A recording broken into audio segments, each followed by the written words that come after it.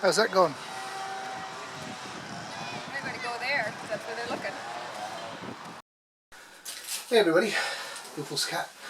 So we embarked on our annual holiday and went to Lunenburg, Nova Scotia from Ontario, and we estimate the distance to be 2,200 kilometres and the actual distance was 1,900 kilometres. So there's a few things that I have that we learned on the journey that are appropriate for travelling a long way with dogs and travelling a long way in a car, and also in a grid down situation. So I thought I'd just share them quickly. So the idea of travelling a long distance by car with two Bull Terriers seems fine, but the actuality of it was kind of difficult. We grossly underestimated how much time we would have available for ourselves. So what we did was, in fairness to the dogs and also to Leslie, who drives, because I never learned to drive, though I can drive in a pinch, but I can't drive legally. The transit, we'd broken it down so it was over 4 days to Lunenburg, so we estimated 500 to 700 kilometres a day.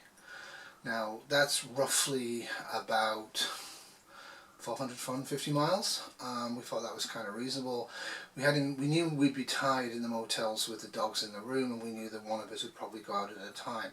But what actually happened was, when we got up and fed the dogs and packed the car and sorted everything out and went on the road and stopped for a little pee break for the dogs and stuff for ourselves, and finally got to where we were going, and then we took the dogs out for a walk because they needed a bit of a walk. We really didn't have any time left over to do anything on the route, which was a pity. We, out of the 6 stops, we did 3 on the way out, 3 on the way back. We picked different stops, never having myself been out east before, it was to let me see it. 5 of the 6 were well worth staying at and worth about 2 to 3 nights there poking around, but fortunately we were limited with the dogs. We knew we would be, but it was actually more limiting than we expected it to be transiting. So if you haven't transited a long way by car with small children, this isn't just like a road trip, right? I mean, you're doing 4 days, over 1,000 miles. It might be worth trying it if you've got small kids or animals that you plan to evac with you, just to see what actually happens. It would be interesting, I think. I think people are, we overestimated how much free time we'd have available on the road. We didn't have any. Now, like I said, Google estimated it to be 2,200 kilometres and it was actually 1,900 kilometres.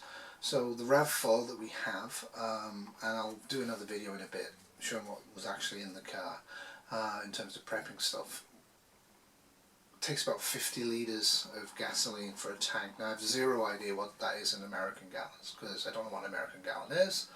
So there you go.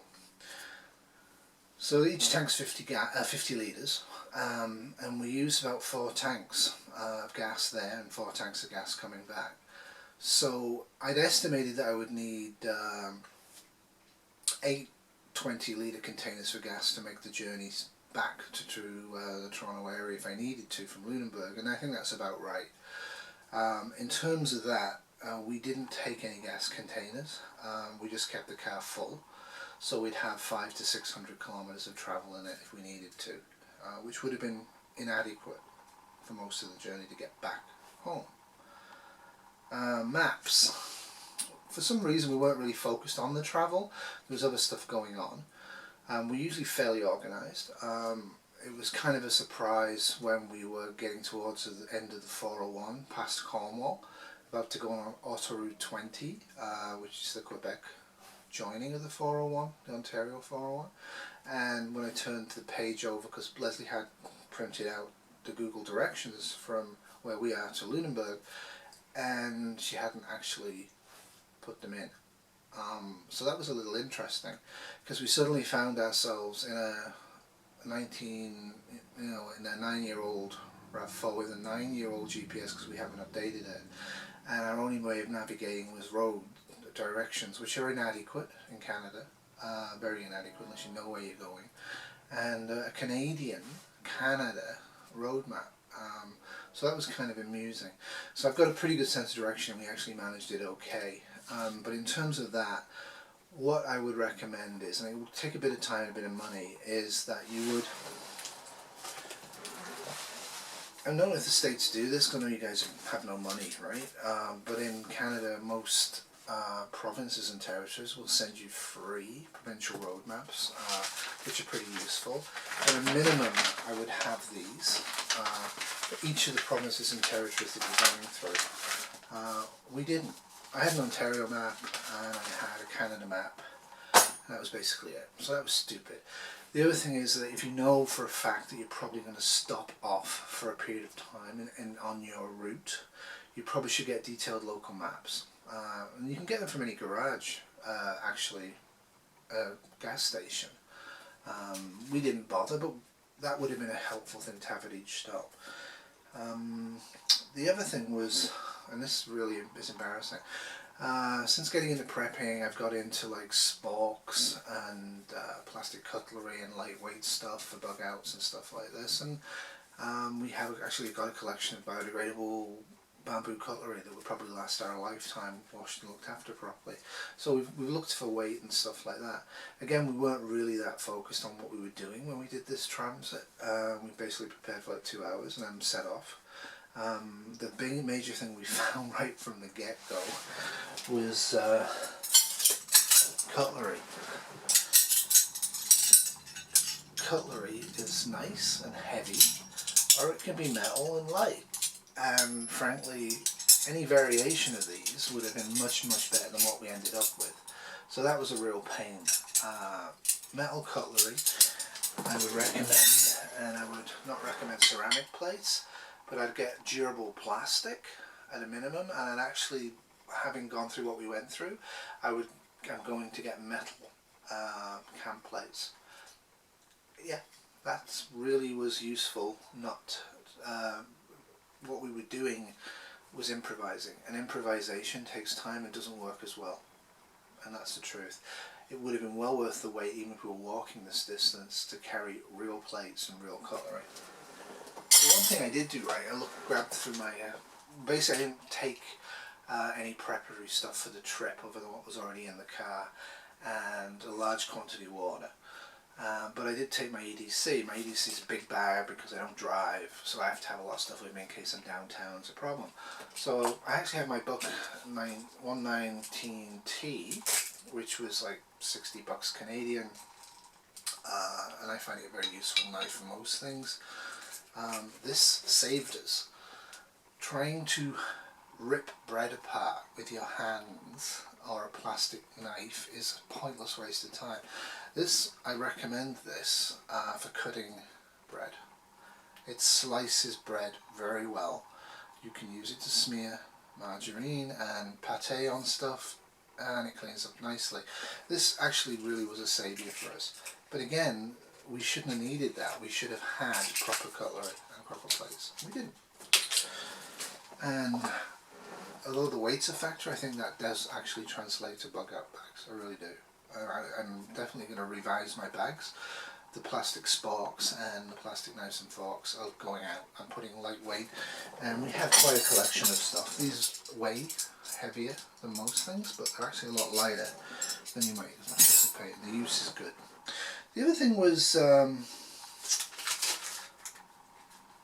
this is from Leslie, she's right, I used box system, and I dog food in one, our stuff in the other, and we had a suitcase each, and that was how we set off, and that worked okay.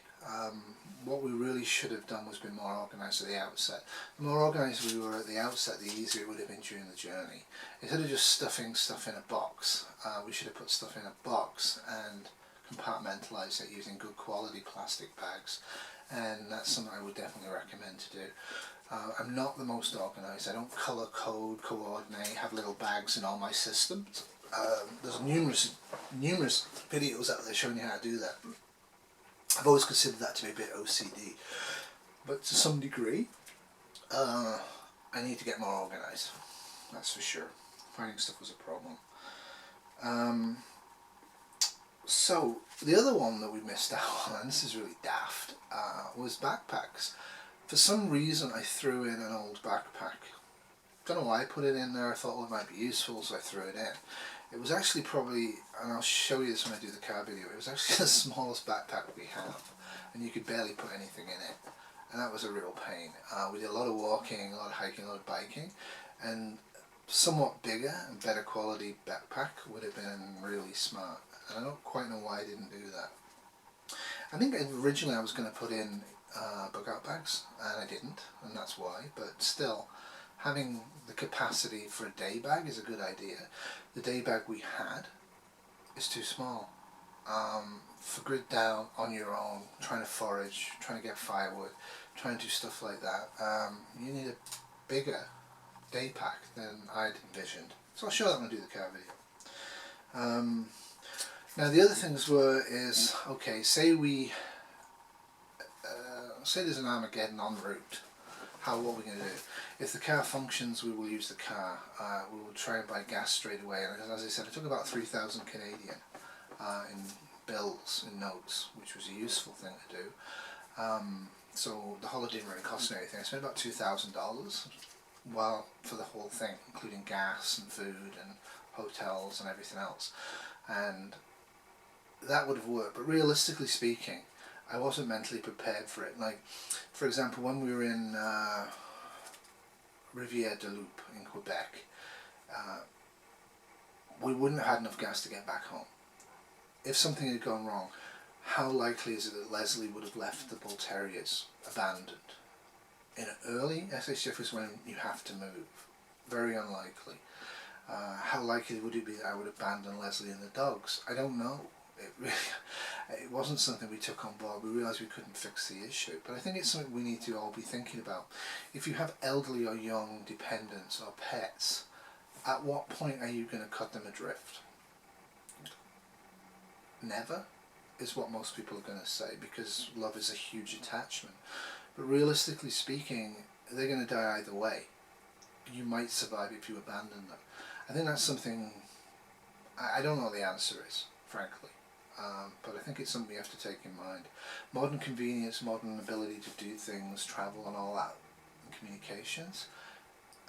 We don't really have to think about, hey, if I'm 100 miles from my house and I can't get anywhere, and there's radiation clouds around the major cities and there's mass panic and violence, do I travel with my 3-year-old child back home, or do I stay with my 3-year-old child knowing that there's danger in closing? I mean, what are you going to do? I don't know. It's something to think about. I didn't really think about it, but emotionally it hit me on the journey. Is that I think I can get home all the way from Lunenburg if I needed to, what I had and what I could do. There's no chance I could do with the Bull Terriers, and I don't think there's any chance Leslie would abandon them. I think later on, starving, dying, etc., I think people will be much more willing to abandon their loved ones, but by then it will be too late. And abandoning your loved ones is interesting. I still recommend the holiday. Now in terms of getting back, what we did in Lunenburg is we rented bicycles for most of the time we were there. So we had the bikes. So we didn't have to forage for them, steal them, try and buy them and grid down. We had bikes, and they were okay bikes, and for the two of us with what we had, we probably could get most or all of the way home using that. Again, no chance at all with the dogs. The other thing we thought about was canoeing, kayaking. We did go paddling a couple of times and really enjoyed it. Beautiful paddling on the Blue Rocks. Again, we took note early on where the kayaks are kept, where the boats are kept. We made sure that we would be able to actually illegally access them and grid down if we needed to, because actually boating out of a place like Nova Scotia is an interesting concept in grid down. Again, how navigable the Atlantic would be, how navigable the St. Lawrence would be, they're all open questions. I suspect not good at all. The other thing is, and I think this is an important one, is I think when you're planning your bug out routes you should stick to what you know. And what I mean by that is, Quebec is a foreign province to us. They mostly speak French outside of the major tourist areas and cities. You know, English is very much a very second language. So that's something you have to take on board. Like we didn't take a French-English dictionary and grid down. It might have been much more helpful to have a little dictionary so we can at least try to converse a little bit in French. We didn't go via Maine. Traditionally, a lot of people Ontario and Western and Central Canada. When they go to the East Coast, they go by Maine, they go to Montreal and then go down south by Maine. We deliberately chose not to go via America. It would have been a quicker journey, probably an easier journey, but we chose to not do that. And politics aside, one of the main reasons because we actually wanted to drive through New Brunswick. New Brunswick is a province of Canada, and I've never seen so many trees, so that was fascinating. So I think where you go, how you go and all that stuff, I think you have to look at it from a different perspective than what you might have looked at it as. I think it's going to be longer, difficult and more tragic and harder to travel than I think any of us are actually imagining. I think we kind of imagine ourselves with these packs, dodging traffic, hiking along roads. Certainly for me, with 2 Bull Terriers in tow, it's not happening. So that's something I have to take on board. I have abandoned them early on and let them die peacefully, which I could do. I have the capability to let them die peacefully. Or I have to figure out my way of transportating them and grid down. So one of the major lessons and the major learnings I had from all of this is that I'm probably going to relocate on retirement, which is 3 to 4 years from now. And I'm going to look at wind patterns, army bases, naval bases, air force bases, nuclear power stations. I'm going to look at all of that stuff, and I'm probably going to relocate to the east coast of Canada. The reasons I have for that is I'm fundamentally biased to stay where I am. This is what I know. But the truth of it is, the ability to be able to have some fish from the sea, or to be able to trade for fish from the sea, the ability to have accommodations and housing and a farm at a much lower cost to me than it would cost me here in central Ontario, would outweigh the kind of brutal winters they have. And that's all from me. So au revoir, and if you have any tales from travelling yourselves that might be appropriate or useful, let me know. And like I said, we'll do the car video when I get a chance. So au revoir.